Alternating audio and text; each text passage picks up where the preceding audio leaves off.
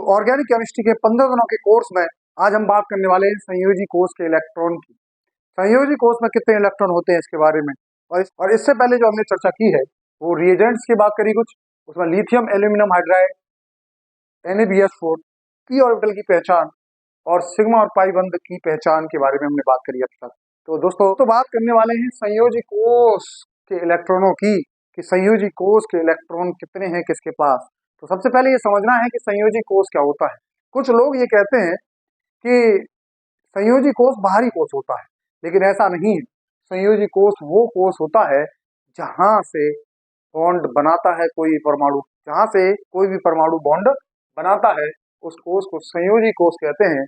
यानी कि जिससे संयोजकता डिफाइन होती है उस कोष को क्या कहते हैं, संयोजी कोष। जनरली S और P ब्लॉक के लिए ये बात सही है कि जो बाहरी कोष के इलेक्ट्रॉन हैं वही संयोजी कोष के इलेक्ट्रॉन होते हैं, लेकिन ऐसा D ब्लॉक में सही नहीं होता है। जैसे लिथियम का एक इलेक्ट्रॉन बॉन्ड बनाने में पार्टिसिपेट करता है, बेरिलियम के 2 इलेक्ट्रॉन, बोरोन के 3, कार्बन के 4, नाइट्रोजन के 5, ऑक्सीजन के 6, फ्लोरीन के 7, नियोन के 8 इलेक्ट्रॉन बॉन्ड बनाने में पार्टिसिपेट करते हैं। दोस्तों हम बात कर रहे हैं कि कैसे याद रखेंगे इनको, कैसे पता करेंगे कि किसके पास कितने इलेक्ट्रॉन है। तो कैसे याद करेंगे, लीबे-बक-नो-फने। कैसे याद रखेंगे, लीबे-बक-नो-फने। तो 1 2 3 4 5 6 7 8 ये संयोजी कोष के इलेक्ट्रॉन होते हैं। कितने इलेक्ट्रॉन होते हैं, संयोजी कोष के इलेक्ट्रॉन होते हैं। तो lithium, beryllium, boron, carbon, nitrogen, oxygen, fluorine, neon, लीबे-बक-नो-फने। कैसे भी याद रख सकते हैं आप। तो लिथियम कितने इलेक्ट्रॉन के साथ बॉन्ड बनाता है, 1 के साथ। ऐसे ही ऑक्सीजन 6 इलेक्ट्रॉन होते हैं, बॉन्ड बनाते हैं 2। ऐसे ही फ्लोरीन 7 इलेक्ट्रॉन होते हैं, बॉन्ड बनाता है 1। तो इनकी संयोजकता है, जब इसका 8 इलेक्ट्रॉन है तो ये बॉन्ड नहीं बनाएगा, ये 1 बनाएगा, ये 2 बनाएगा, ये 3 बनाएगा और ये 4 बनाएगा। लास्ट क्लास में हमने बात करी थी कार्बन की संयोजकता के बारे में। तो कार्बन की संयोजकता के बारे में हमने कहा था कि कार्बन की संयोजकता 4 होती है। तो 4 संयोजकता के बारे में हम बात कर चुके हैं और हम बता रहे थे कि कार्बन 4 ही बॉन्ड बनाता है। तो जब हम कार्बन 4 बॉन्ड बनाता है तो कार्बन के पास 4 ही इलेक्ट्रॉन है। देखिए दोस्तों, कार्बन के पास 4 ही इलेक्ट्रॉन है और ये 4 ही बॉन्ड बनाता है। आप समझ पा रहे हैं कि कार्बन के पास 4 इलेक्ट्रॉन है और ये 4 ही बॉन्ड बना सकता है। इसीलिए हम ये कह रहे हैं कि यहाँ पे कोई भी इलेक्ट्रॉन बचता नहीं है। यानी कि जब कार्बन चारों बॉन्ड बना लेगा तो उसकी संरचना कुछ इस तरह से दिखाई देगी। लेकिन जैसे ही हम नाइट्रोजन की बात करते हैं, नाइट्रोजन 3 बॉन्ड बनाता है। तो नाइट्रोजन के बारे में देखें कि 3 बॉन्ड, देखो नाइट्रोजन यहाँ भी 3 बॉन्ड बना रखा है, यहाँ भी 3 बॉन्ड है नाइट्रोजन के, और यहाँ भी 3 बॉन्ड है नाइट्रोजन के। और आप देख रहे हैं कि जहां कहीं भी नाइट्रोजन 3 बॉन्ड बना रहा है कुछ इस तरीके से, तो 3 इलेक्ट्रॉन तो ये 3 बॉन्ड बना रहे हैं, लेकिन जो 2 इलेक्ट्रॉन बच रहे हैं इन्हीं को हम लोन पेयर कहते हैं। यानी कि जो इलेक्ट्रॉन बॉन्ड बनाने में पार्टिसिपेट नहीं कर रहे हैं, संयोजी कोष के वो इलेक्ट्रॉन जो बॉन्ड बनाने में पार्टिसिपेट नहीं करते हैं, बॉन्ड बनाने में भाग नहीं लेते हैं, ऐसे इलेक्ट्रॉन को लोन पेयर कहा जाता है। तो नाइट्रोजन चाहे ऐसे 3 बॉन्ड बनाए, चाहे ऐसे बनाए, चाहे ऐसे बनाए, एक साथ सिग्मा और 2 पाई बनाए, तो इस तरह से भी इसके पास क्या बचता है, एक ही लोन पेयर बचता है। तो यही बात हम कर रहे हैं कि नाइट्रोजन चाहे 3 बॉन्ड बना रहा है, चाहे सिंगल सिंगल बना रहा है, चाहे डबल बना रहा हो, चाहे ट्रिपल बना रहा हो, लेकिन उसके पास लोन पेयर बचता है। तो जब भी नाइट्रोजन को देखेंगे तो नाइट्रोजन के 3 बॉन्ड के साथ आपको ये 2 इलेक्ट्रॉन जरूर दिखने चाहिए। ये 2 इलेक्ट्रॉन बहुत महत्वपूर्ण है, इन्हीं को हम क्या कहते हैं, लोन पेयर कहते हैं। लोन पेयर वो इलेक्ट्रॉन होते हैं संयोजी कोष के जो बॉन्ड बनाने में पार्टिसिपेट नहीं करते। इस तरीके से ऑक्सीजन के बारे में बात करें तो ऑक्सीजन कितने इलेक्ट्रॉन होते हैं, 6। तो 1 2 3 4 5 और 6। आप देख रहे हैं कि ऑक्सीजन 2 ही बॉन्ड बना रहा है। कितने बॉन्ड बना रहा है ऑक्सीजन, 2।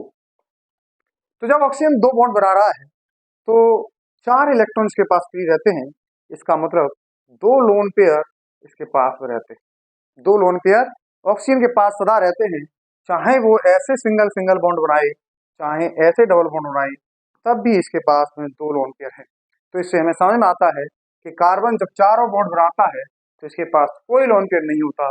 नाइट्रोजन 3 बॉन्ड बनाता है तो इसके पास 1 लोन पेयर बचता है, और कार्बन कभी भी कोई लोन पेयर नहीं रखता है जब इसके पास 4 बॉन्ड है। तो इस तरीके से हमने संयोजी कोष के इलेक्ट्रॉनों के बारे में बात करी है कि संयोजी कोष में किसी भी परमाणु के कितने इलेक्ट्रॉन होते हैं, इसका क्या महत्व है वो समझते हैं। जैसे कहीं पे CH3OH लिखा है। आप अभी देख रहे होंगे कि यहाँ कार्बन ने 4 बॉन्ड बनाए, 3 H और 1 सिंगल बॉन्ड के साथ। लेकिन 4 बॉन्ड के साथ जब कार्बन 4 बॉन्ड रखता है तो इसके पास कोई लोन पेयर नहीं होता। लेकिन जब नाइट्रोजन 3 बॉन्ड रखता है तो इसके पास 1 लोन पेयर होता है। और ऑक्सीजन जब 2 बॉन्ड बनाता है तो इसके पास 2 ही लोन पेयर होते हैं। तो इस तरीके से इसको ध्यान रखेंगे। तो यहाँ पे कोई भी लोन पेयर नहीं है। यहाँ ऑक्सीजन को जरा ध्यान से देखेंगे तो 1 बॉन्ड H के साथ बना रहा है और 1 बॉन्ड ये बना रहा है। तो कितने बॉन्ड बना रहा है ऑक्सीजन यहाँ पे? 2। तो यहाँ पे इस लोन पेयर का विशेष महत्व रखा जाए, यानी कि यहाँ पर 2 लोन पेयर होना अनिवार्य है। अगर कोई स्ट्रक्चर कुछ इस तरह से बन रही है आपके सामने तो आप इन ऑक्सीजनों को देख के तुरंत कह देंगे कि यहाँ ऑक्सीजन के पास में लोन पेयर है। तो आपको ऑक्सीजन दिखते ही लोन पेयर दिखने चाहिए, आपको नाइट्रोजन दिखते ही लोन पेयर 1 दिखना चाहिए। ऐसे ही आपके पास सल्फर है तो सल्फर भी ऑक्सीजन जैसा ही है।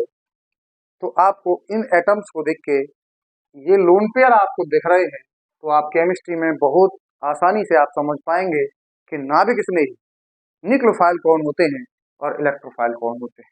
तो अभी तक हमने चर्चा की कि लोन पेयर कहाँ कहाँ पाए जा रहे हैं। तो कार्बन, नाइट्रोजन, ऑक्सीजन, इसके पास 4 बॉन्ड के साथ कोई लोन पेयर नहीं होता।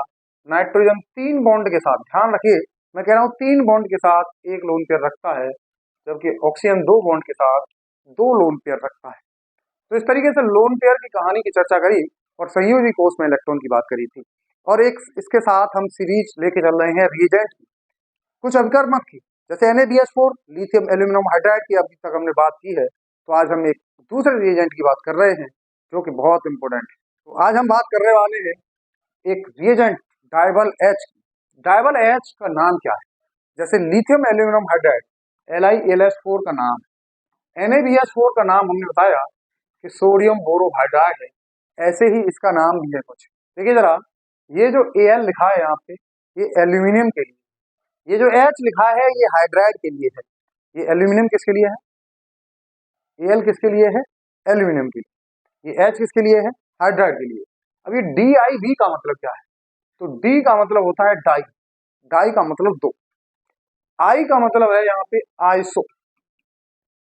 आइसो का मतलब समझाएंगे कि जब एक कार्बन से कहीं 2 कार्बन इस तरीके से जुड़े हों तो इस ग्रुप को आइसो ग्रुप कहा जाता है। तो आइसो ब्यूटाइल, आगे क्या लिखा है?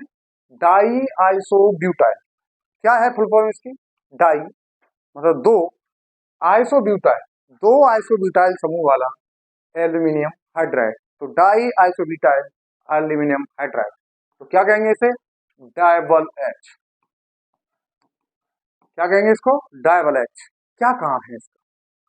तो इसका काम है एल्डिहाइड को बनाना। क्या काम है इसको? एल्डिहाइड को बनाना। Al से याद रखेंगे एल्डिहाइड को बनाना। क्या है? एल्डिहाइड को बनाना। इसका नाम क्या है? इसका काम क्या है?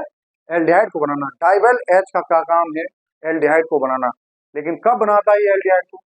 जब आपको कहीं CN दिखे और एस्टर दिखे, जब आपको साइनाइड और एस्टर दिखते हैं तो इसी को हम कन्वर्ट करते हैं, किसमें कन्वर्ट करते हैं? एल्डिहाइड में। तो डायबल H का क्या काम है दोस्तों कि जब भी आपको साइनाइड और एस्टर दिखें तो उस तरह की कंडीशन में आपको किसमें बदल देना है? एल्डिहाइड में बदल देना है। यही काम है किसका? डायबल H का। तो कुछ एग्जाम्पल देखते हैं दोस्तों। तो हमने बात की डायबल H। डायबल H क्या करता है? साइनाइड और एस्टर को एल्डिहाइड में बदलता है। किसमें बदलता है? एल्डिहाइड में। किस किस को? साइनाइड और एस्टर को। देखिए यहाँ पे कोई साइनाइड या एस्टर है नहीं है, तो यहाँ पे डायबल H की रिएक्शन नहीं होगी। यहाँ पे कोई साइनाइड और एस्टर दिख रहा है नहीं है, तो यहाँ पे भी इसकी रिएक्शन नहीं होने वाली। देखिए जरा, यहाँ पे साइनाइड और एस्टर दिख रहा है तो दोस्तों दोनों दिख रहे हैं एक साथ, ये साइनाइड है और ये एस्टर है। तो इनकी जगह पे क्या कर देना है? एल्डिहाइड बना देना है। अगर इसी में अगर आप डायबल H डालेंगे तो डायबल H क्या करेगा? साइनाइड और एस्टर को एल्डिहाइड में कन्वर्ट कर देगा। तो इस साइनाइड को देखो जरा, ये ऐसे का ऐसा ही है, बस इस साइनाइड की जगह पे क्या कर देंगे? एल्डिहाइड। और इस एस्टर की जगह पे भी क्या कर देंगे? एल्डिहाइड। तो इस तरीके से हमने कहा डायबल H का क्या काम है? साइनाइड और एस्टर को किसमें कन्वर्ट कर देता है? एल्डिहाइड में कन्वर्ट कर देता है। इस मॉलिक्यूल में भी देखें जरा, साइनाइड है तो इस साइनाइड की जगह पे यहाँ पर क्या कर देंगे? CHO। तो डायबल H का काम है साइनाइड और एस्टर को एल्डिहाइड में कन्वर्ट करना। क्या यहाँ पे साइनाइड या एस्टर है? नहीं है, तो यहाँ पे भी रिएक्शन नहीं होने वाली। क्या यहाँ पे साइनाइड एस्टर है? नहीं। यहाँ पे है? नहीं है। यहाँ पे भी रिएक्शन नहीं होने वाली, यहाँ भी रिएक्शन नहीं होने वाली। तो और कहीं साइनाइड और एस्टर नहीं है, केवल इन दो मॉलिक्यूल्स में साइनाइड और एस्टर है। तो हमने कहा तो जहां भी साइनाइड और एस्टर दिखेगा वहां डायबर एच उसको एल्डिहाइड में कन्वर्ट कर देता है। देखिए जैसे कुछ स्ट्रक्चर ऐसे लिखी हुई, तो अगर इसमें डायबर एच डालेंगे तो क्या होगा?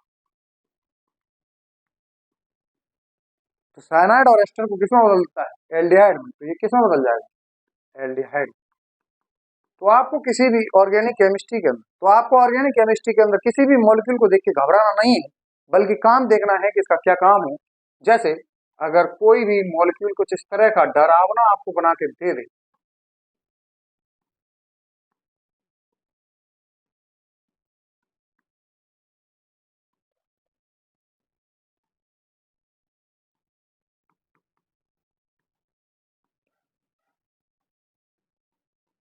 और ये लिख दे साइनाइड, ये इस तरह का कोई डरावना मॉलिक्यूल बना के दे, इस तरह का कोई डरावना मॉलिक्यूल आपको बना के दे दे और इसकी कहे कि डायबल एच के साथ में रिएक्शन कराओ, तो बताओ घबराना है कहीं? बिल्कुल नहीं घबराना है। और इस पूरे मॉलिक्यूल से कुछ नहीं करना, बस साइनाइड पे ध्यान देना है। तो साइनाइड और एस्टर को किसमें बदल देता है? एल्डिहाइड में बदल देता है। इस तरीके से ऑर्गेनिक केमिस्ट्री में कोई भी घबराने की बात नहीं है, केवल आपको क्रियात्मक समूह पर फोकस करना है।